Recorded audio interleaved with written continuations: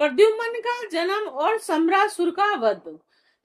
श्री शुक्रदेव जी कहते हैं, परीक्षित, कामदेव भगवान वासुदेव के अंश हैं और वह पहले रुद्र भगवान की क्रोध अग्नि से भस्म हो गए थे और अब फिर शरीर प्राप्ति के लिए उन्होंने अपने अंशी भगवान वासुदेव का ही आश्रय लिया और वे ही काम अब की बार भगवान श्री कृष्ण के द्वारा रुक्मणी जी के गर्भ से उत्पन्न हुए और प्रद्युम्न नाम से जगत में प्रसिद्ध हुए। सौंदर्य, वीर, सौशील्य आदि सद्गुणों में भगवान श्री कृष्ण से वे किसी प्रकार कम न थे और बालक प्रद्युम्न अभी 10 दिन के भी नहीं हुए थे कि काम रूपी सम्रासुर वेश बदलकर और श्रुति कारागृह से उन्हें हर ले गया और समुद्र में फेंक कर अपने घर लौट गया और उसे मालूम हो गया कि यह मेरा भावी शत्रु है और समुद्र में बालक प्रद्युम्न को एक बड़ा भारी मत्स्य निगल गया और तदंतर मछुआरे ने अपने बहुत बड़े जाल में फंसाकर दूसरी मछलियों के साथ मछ को भी पकड़ लिया और उन्हें उसे ले जाकर सम्रासुर को भेंट के रूप में दे दिया। सम्रासुर के रसोइये उस उद्धत मत्स्य को उठाकर रसोई में ले आए और कुल्हाड़ियों से उसे काटने लगे। रसोइयों ने मत्स्य के पेट में बालक देखकर उसे सम्रासुर की दासी मायावती को अर्पित किया और उसके मन में बड़ी शंका हुई।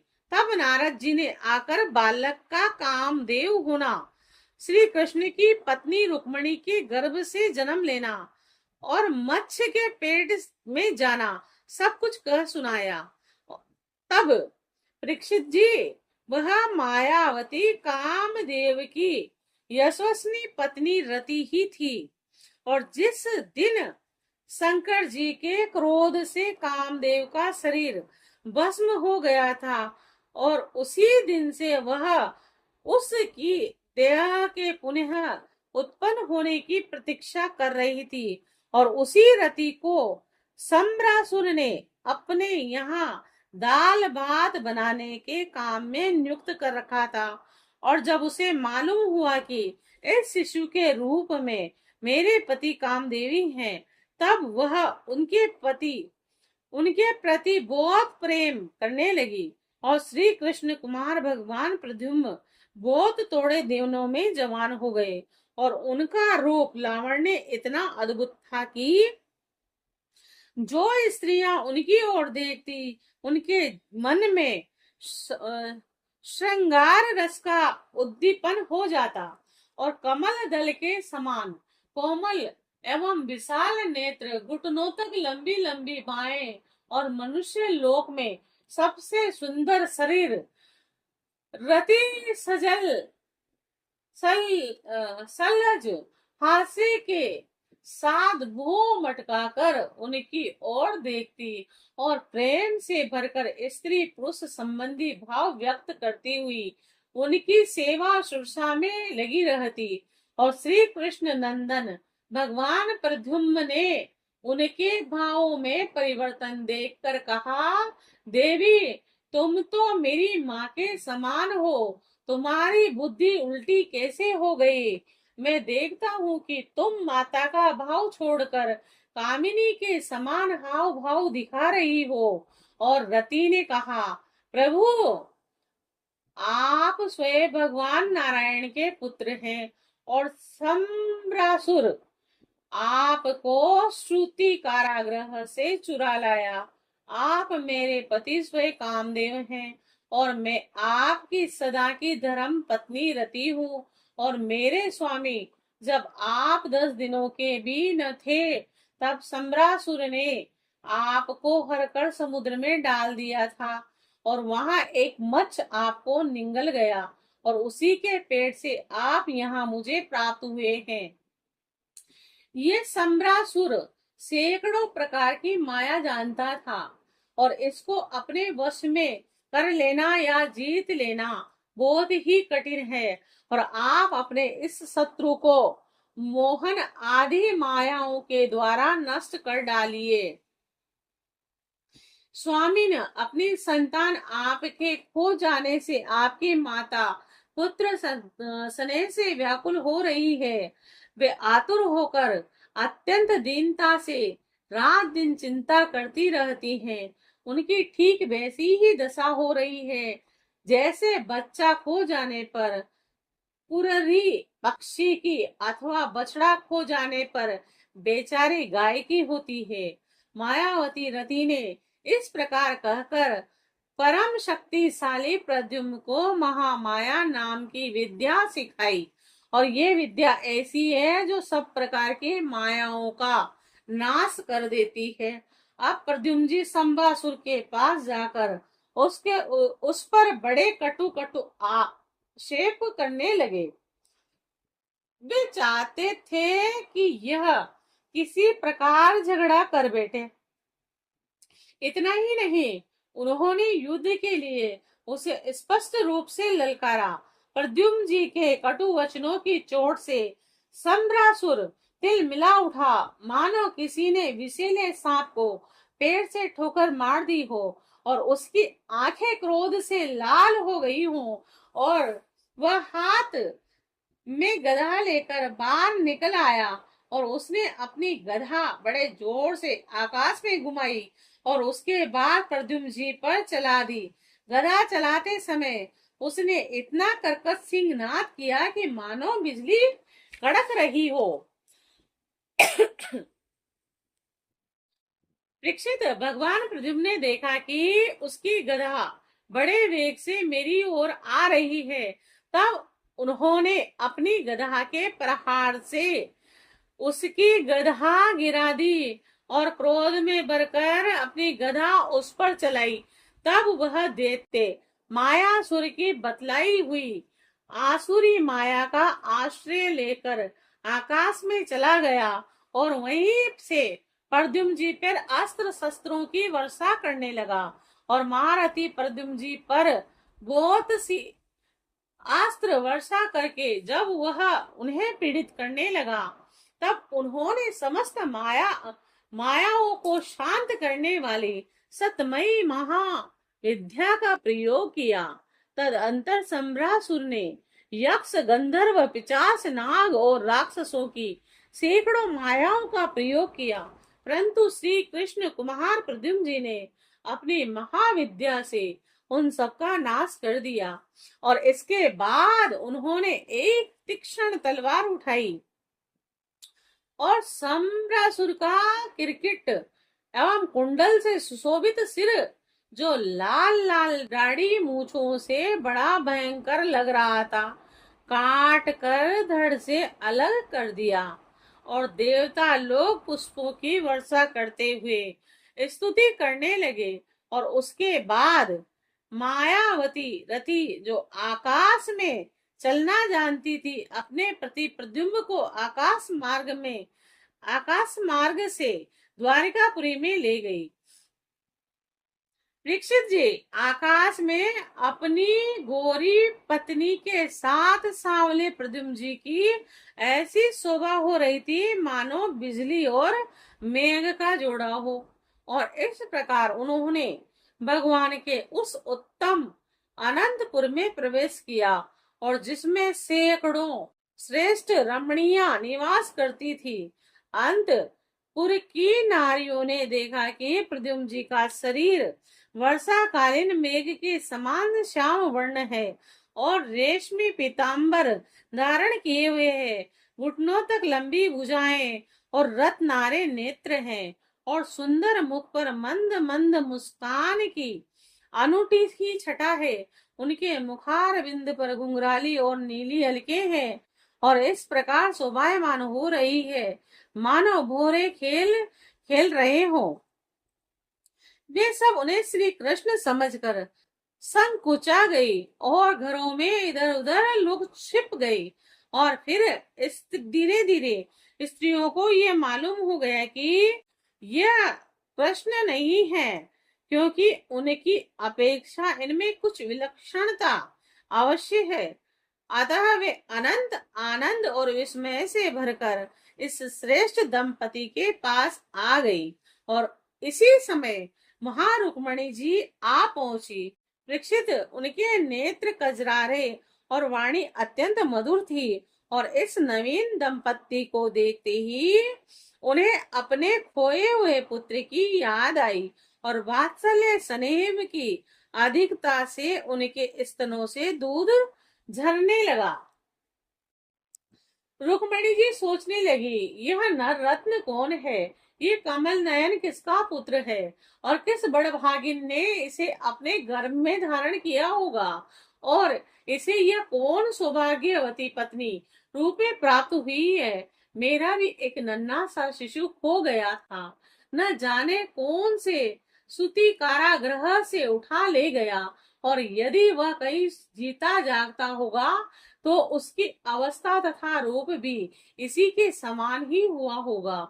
मैं तो इस बात से हैरान हूं कि इसे भगवान श्याम सुंदर की सी रूप रेखा, अंगों की गठन, चाल ढाल, मुस्कान, चितवन और बोलचाल कहाँ से प्राप्त हुई हो न हो, यही बालक है और जिसे मैंने अपने गर्भ में धारण किया था, क्योंकि स्वभाव से ही मेरा स्नेह इसके प्रति उमड़ रहा है और मेरी बाई वहां फड़क रही है।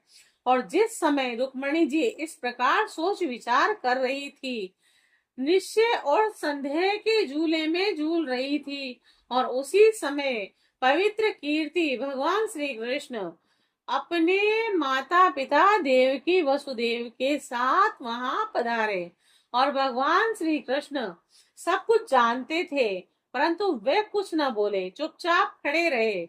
इतने में ये नारद जी वहां आ पहुंचे और उन्होंने प्रद्युमन जी को सम्रासुर का हर ले जाना, समुद्र में फेंकना आदि इतनी भी घटनाएं घटी हुई वे सब कह सुनाई और नारद जी के द्वारा यह महान आश्चर्यमयी घटना सुनकर भगवान श्री कृष्ण के अनंतपुर की स्त्रियां चकित हो गई और बहुत वर्षों तक खोए रहने के बाद लौटे हुए प्रद्युम्न जी का इस प्रकार अभिनंदन करने लगी मानो कोई मरकर जी उठा हो। और देवकी जी, वसुदेव जी, भगवान श्री कृष्ण, बलराम जी, रुक्मणी जी और स्त्रियां सब उस नव दंपति को हृदय से लगाते हुए ही आनंदित हुए। और जब द्वारकावासी नर नारियों को ये मालूम हुआ कि खोए हुए प्रद्युम्न जी लौट आए हैं, तब वे परस्पर कहने लगे, अहो कैसे सौभाग्य की बात है कि यह बालक मानो मरकर भी लौट आया। परीक्षित, प्रद्युम्न जी का रूप रंग भगवान श्री कृष्ण से इतना मिलता जुलता था कि उन्हें देखकर उनकी माताएं भी उन्हें अपना पति देव श्री कृष्ण समझकर मधुर भाव में मग्न हो जाती थी और उनके सामने से हटकर एकांत में चली जाती थी और श्री निकेतन भगवान के प्रतिबिंब स्वरूप कामा अवतार भगवान प्रद्युम्न के दिख जाने पर ऐसा होना कोई आश्चर्य की बात नहीं। फिर उन्हें देखकर दूसरी स्त्रियों की विचित्र दशा हो जाती थी, इसमें तो कहना ही क्या।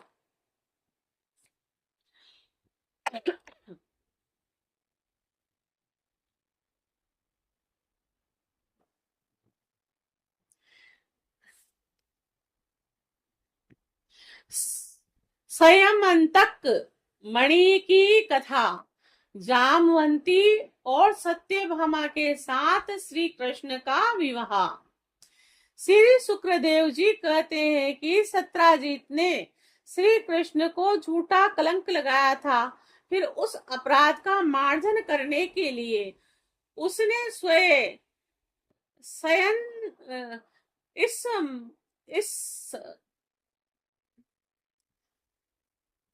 स्वयं मंतक मणि की सहित अपनी कन्या सत्यभामा भगवान श्री कृष्ण को सौंप दी। राजा परीक्षित ने पूछा, भगवान सत्राजीत ने भगवान श्री कृष्ण का क्या अपराध किया था और उसे सयमंतक मणि कहाँ से मिली और उसने अपनी कन्या उन्हें क्यों दी?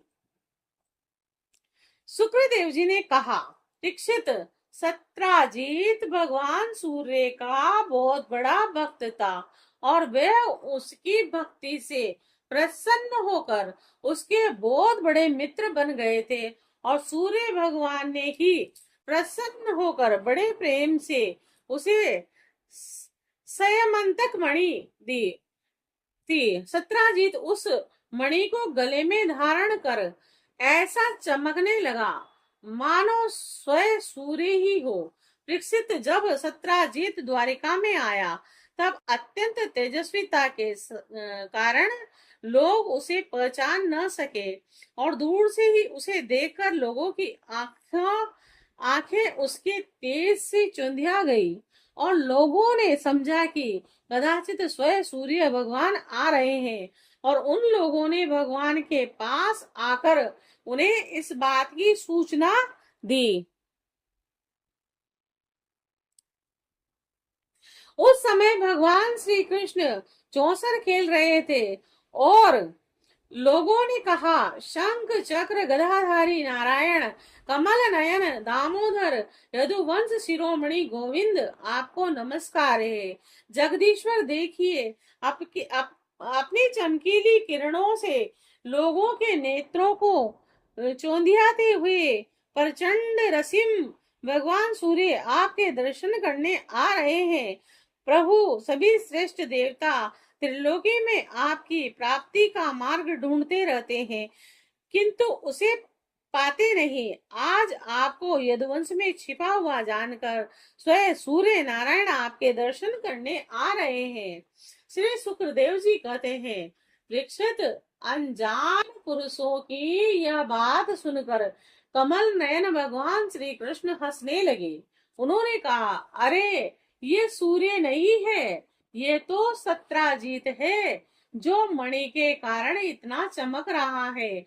और इसके बाद सत्राजीत अपने सुमर्द घर में चला आया और घर पर उसके शुभागमन के उपलक्ष्य में मंगल उत्सव मनाया जा रहा था और उसने ब्राह्मणों के द्वारा सयंतक मणि को एक देव मंदिर में स्थापित करा दिया और परीक्षित, वह मणि प्रतिदिन 8 भार सोना दिया करती थी और जहां वह पूजित होकर रहती थी वहां दुर्भिक्ष, महामारी, ग्रह पीड़ा, सर्प भय और मानसिक और शारीरिक व्यथा तथा माया वियोग का उपद्रव आदि कोई भी अशुभ नहीं होता था।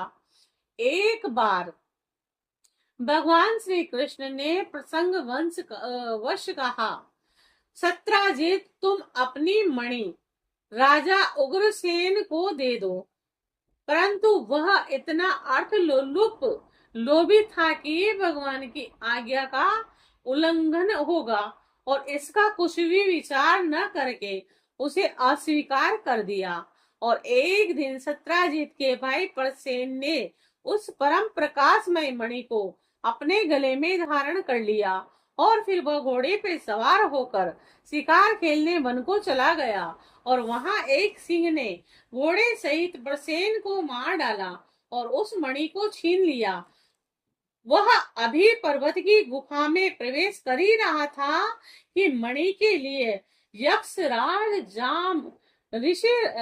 ऋषिराज जामवंत ने उसे मार डाला और उसने वह मणि अपनी गुफा में ले जाकर बच्चे को खेलने के लिए दे दी और अपने भाई प्रसेन के न लौटने से उनके भाई सत्राजीत को बड़ा दुख हुआ। वह कहने लगा, बहुत संभव है श्री कृष्ण ही मेरे भाई को मार डाला हो, क्योंकि वह मणि गले में डालकर वन में गया था। और सत्राजीत की यह बात सुनकर लोग आपस में कानाफूसी करने लगे और जब भगवान श्री कृष्ण ने सुना कि यह कलंक का टीका मेरे ही सिर लगाया गया है। तब वे उसे दो या बहाने के उद्देश्य से नगर के कुछ सभ्य पुरुषों के साथ परसेन को ढूंढने के लिए वन में गए। जहां वहां खोजते खोजते लोगों ने देखा कि घोर जंगल में सिंह ने परसेन और उसके घोड़े को मार डाला। और जब वे लोग सिंह के पैरों का चिन्ह देखते हुए आगे बढ़े, तब उन लोगों ने यह भी देखा कि पर्वत पर एक रीछ ने सिंह को भी मार डाला है। और भगवान श्री कृष्ण ने जब सब लोगों को बाहर ही बिठा दिया और अकेले ही घोर अंधकार से भरी हुई वृक्ष राज की भयंकर गुफा में प्रवेश किया। और भगवान ने वहां जाकर देखा कि श्रेष्ठ मणि स्वयंतक को बच्चों का खिलौना बना दिया है। और वे उसे हर लेने की इच्छा से बच्चे के पास जाके खड़े हुए। और उस गुफा में एक अपरिचित मनुष्य को देखकर बच्चे की धाय भयभीत की भांति चिल्ला उठी। और उसकी चिल्लाहट सुनकर परम बली ऋषिराज जामवंत क्रोधित होकर वहां दौड़ आए। और परीक्षित जामवंत उस समय कुपित हो रहे थे और उन्हें भगवान की महिमा, उनके प्रभाव का पता न चला। उन्होंने उन्हें एक साधारण मनुष्य समझ लिया और वे अपने स्वामी भगवान श्री कृष्ण से युद्ध करने लगे। और जिस प्रकार मांस लिए दो बाज आपस में लड़ते हैं, वैसे ही विजय विलासी भगवान श्री कृष्ण और जामवान आपस में घमासान युद्ध करने लगे। पहले तो उन्होंने अस्त्र शस्त्रों का प्रहार किया और फिर शिलाओं का। तत्पश्चात वे वृक्ष उखाड़कर एक दूसरे पर फेंकने लगे और अंत में उनमें बाहु युद्ध होने लगा। और परीक्षित जी, ब्रज प्रहार के समान कठोर घूसों से आपस में वे 28 दिन तक बिना विश्राम किए रात दिन लड़ते रहे। और अंत में भगवान श्री कृष्ण के घूसों की चोट से और जामवान के शरीर की एक एक गांठ टूट फूट गई और उत्साह जाता रहा, शरीर पसीने से लथपथ हो गया। तब उन्होंने अत्यंत विस्मित चकित होकर भगवान श्री कृष्ण से कहा, प्रभु, मैं जान गया आप ही समस्त प्राणियों के स्वामी रक्षक पुराण पुरुष भगवान विष्णु हैं और आप ही सबके प्राण, इंद्रिय बल, मनोबल और शरीर बल हैं। आप विश्व के रचयिता, ब्रह्मा आदि को भी बनाने वाले हैं और बनाए हुए पदार्थों में भी सत्ता रूप से आप ही विराजमान हैं। और काल के जितने भी अवयव हैं, उनके नियामक परम काल आप ही हैं। और शरीर भेद से भिन्न भिन्न प्रतीयमान अंतर आत्माओं के परम आत्मा भी आप ही हैं। और प्रभु, मुझे स्मरण है, आपने अपने नेत्रों में तनिक सा क्रोध का भाव लेकर तिरछी दृष्टि से समुद्र की ओर देखा था। उस समय समुद्र के अंदर रहने वाले बड़े बड़े नाग, घड़ियाल, मगरमच्छ दुभुक्ष हो गए थे और समुद्र ने आपको मार्ग दे दिया था। तब आपने उस पर सेतु बांधकर सुंदर यश की स्थापना की तथा लंका का विध्वंस किया। आपके प्राणों से कट कट कर राक्षसों के सिर पृथ्वी पर लौट रहे थे। अवश्य ही आप मेरे वे ही राम जी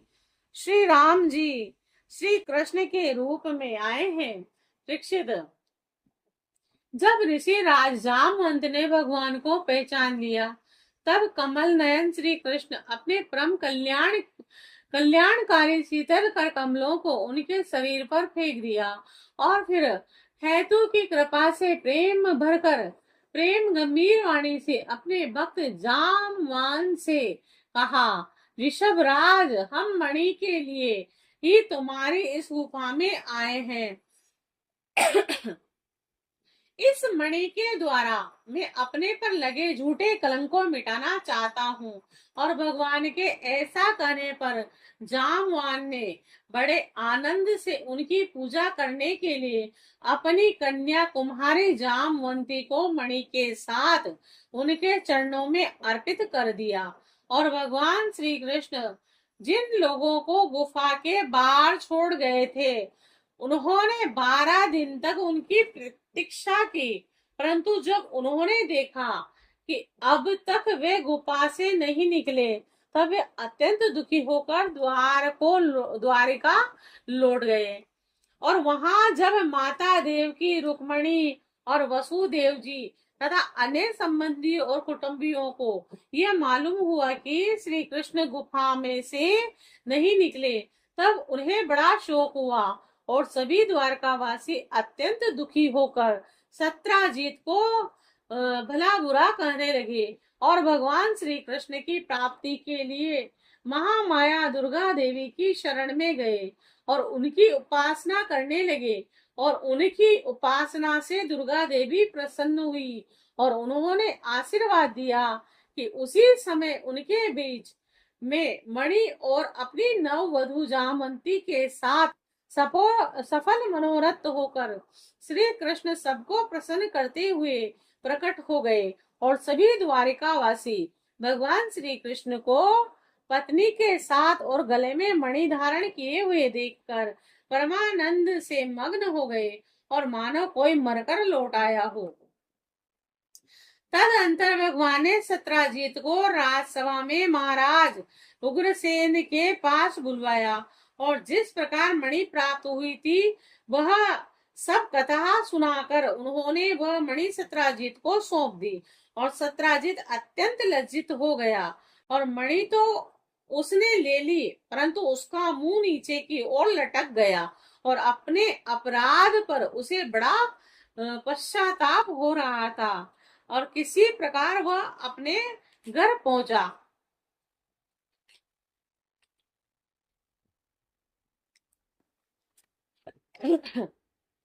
उसके मन की आंखों के सामने निरंतर अपना अपराध नाचता रहा। बलवान के साथ विरोध करने के कारण वह भयभीत हो गया था और वह अब यह ही सोचता कि मैंने अपने अपराध का मार्जन कैसे करूं और मैं अपने अपराध का मार्जन कैसे करूं, मुझ पर भगवान श्री कृष्ण कैसे प्रसन्न हो और मैं ऐसा कौन सा काम करूं कि जिससे मेरा कल्याण हो और लोग मुझे कोसे नहीं। और सचमुच में अदूरदर्शी शुद्ध हूँ और धन के लोभ से मैं बड़ी मूढ़ता का काम कर बैठा। अब मैं रमणियों में रतन के समान अपनी कन्या सत्यभामा और वह संयमंतक मणि दोनों ही श्री कृष्ण को दे दूं। यह उपाय बहुत अच्छा है और इसी से मेरे अपराध का मार्जन हो सकता है और कोई उपाय नहीं है।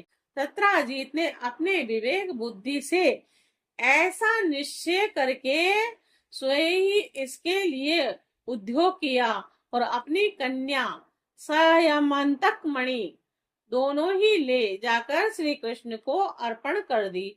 और सत्यभामाशील स्वभाव, सुंदरता, उद्धारता, सद्गुणों से संपन्न थी और बहुत से लोग चाहते थे कि सत्यभामा हमें मिले और उन लोगों ने उन्हें मांगा भी था, परंतु अब भगवान श्री कृष्ण ने विधि पूर्वक उनका पाणी ग्रहण किया और परीक्षित भगवान श्री कृष्ण ने सत्राजीत से कहा कि हम मणि न लेंगे, आप सूर्य भगवान के भक्त हैं, इसीलिए ये आप ही के पास रहे। हम तो केवल उनके फल के अर्थात उससे निकले हुए सोने के अधिकारी, वही आप हमें दिया कर